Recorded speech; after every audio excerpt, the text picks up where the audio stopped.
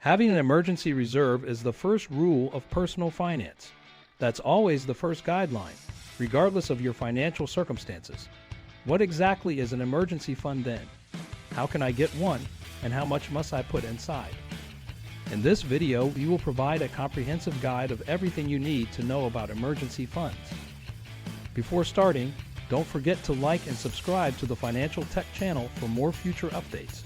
Let's begin, then. Every one of us has faced an unforeseen financial difficulty at some point, whether it was due to a vehicle accident, an unexpected medical cost, house repairs, a job loss, etc. When was the last time you experienced this? What were your tactics? Did you have enough money on hand to deal with the emergency? If that's the case, kudos to you. You have an emergency fund? What did you do if not? Using a credit card to cover the cost. Borrow cash from a person, although reasonable, that cannot continue. We'll go through everything you need to know today to set up the first step towards financial freedom, a fully loaded emergency fund. First, let's establish what an emergency fund is. To put it simply, it refers to a cash reserve that is set up and made instantly accessible for unforeseen expenses or emergencies. When we say that money is instantly accessible, we mean that it is not locked up in a vault or in an account that will take several days to withdraw it from. Rather, it is in a checking or savings account that you can use right now. It is now readily accessible.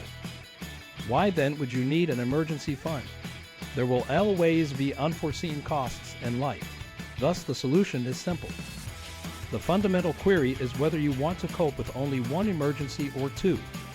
In other words, if you have an emergency money, you simply need to worry about the auto repairs. You'll have two issues if you don't have an emergency fund: how to handle the auto repairs and how to pay for them. This may leave you susceptible the next time life throws you a curveball and cause severe headaches and stress.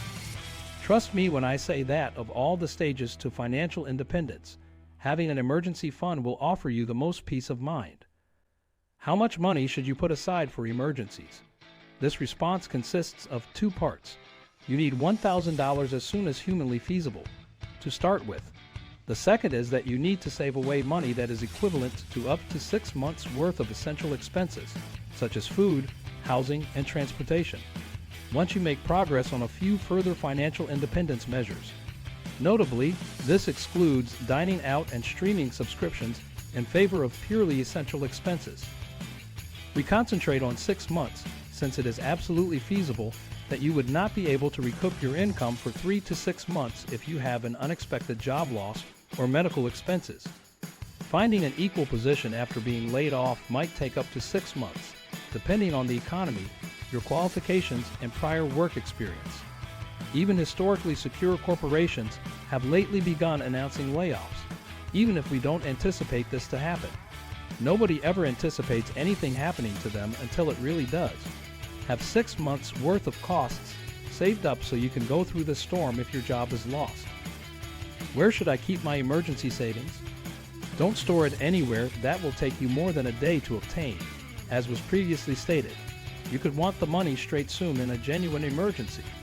Avoid the danger of squandering your emergency cash by keeping it separate from your regular account.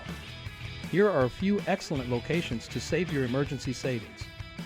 Cash. Given that I myself dislike having a lot of money on hand, I'm a bit reluctant to include this. But in actuality, if you put away an envelope with $1,000 for a fundamental emergency fund, you've already taken the necessary steps.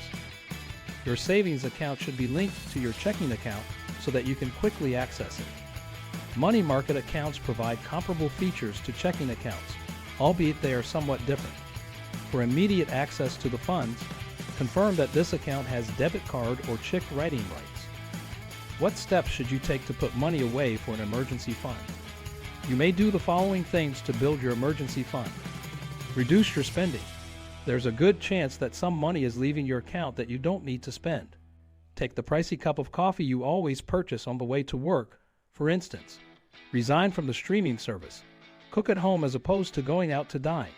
You may probably cut your spending in a number of different ways. This might be a very fast approach for you to save your first $1,000. It will also help you develop healthier spending habits that will improve your financial status over the long run. Reduce your investments. It's excellent that you are now accumulating money for any goal, including retirement. Bravo for you! But it would be more financially wise to put such investments on hold until you at least have an emergency fund on hand. Although receiving an employer match on 401 contributions may provide a higher rate of return, it is crucial that you put aside cash that is readily accessible for your emergency fund. You may resume investing for the future after you have $1,000 saved up. Sell a possession you don't need anymore. You most likely have items laying about your home that you don't really need if you are like most people.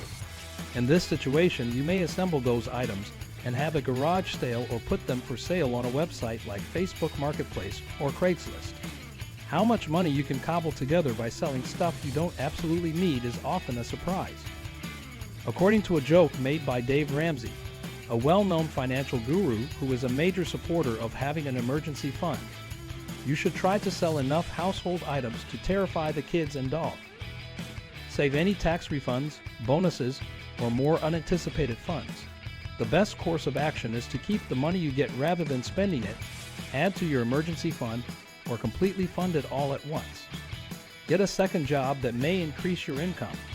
There are a surprisingly large number of simple and practical methods that you may make some extra money. Here are some suggestions about ways to make extra money, beginning with freelance work.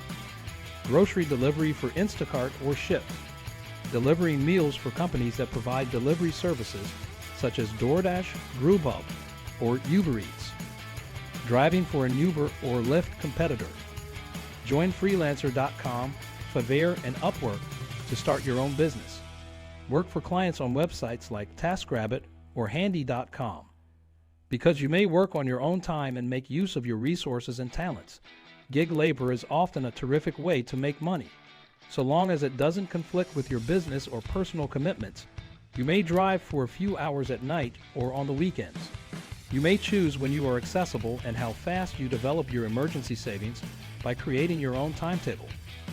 Other strategies for boosting revenue include open an Etsy shop and market handmade goods.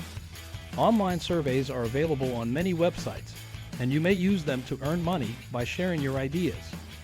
Use Vrbo.com or Airbnb to rent out your house or extra room. On Neighbor.com, you may lease out storage space, such as a parking space or an attic. Use websites like Care.com to babysit. Utilizing websites like TrustedHouseSitters.com to house sit. Using websites like Rover.com, Walk Dogs, or Pet Sit. House cleaning, yard work, and driveway shoveling. Become a real estate photographer, among other things. To capture real estate video, you can even learn to fly a drone. Using websites like Tutor.com, Tutorm.com, or StudyPool.com for online tutoring. Making money online using dropshipping, affiliate marketing, writing and publishing an ebook, and using digital marketing. This is it for today's video. What do you think of our video? Let us know in the comment section below. Don't forget to like and subscribe to our channel for more future updates. Thanks for watching.